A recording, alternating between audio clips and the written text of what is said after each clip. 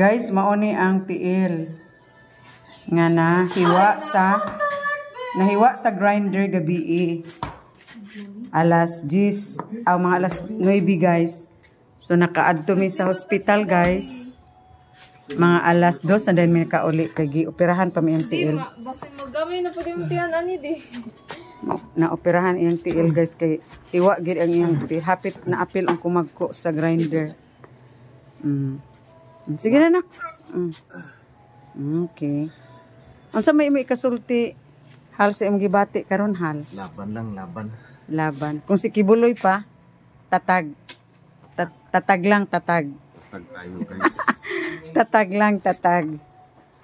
So, maadto mi karon guys, mag-ilis na ko, maadto mi karon sa San Francisco Doc na kay para mag injection sa iyang tetanus kay wa may available gabi guys sa ilang parmasya o kanang tambal para tetanus.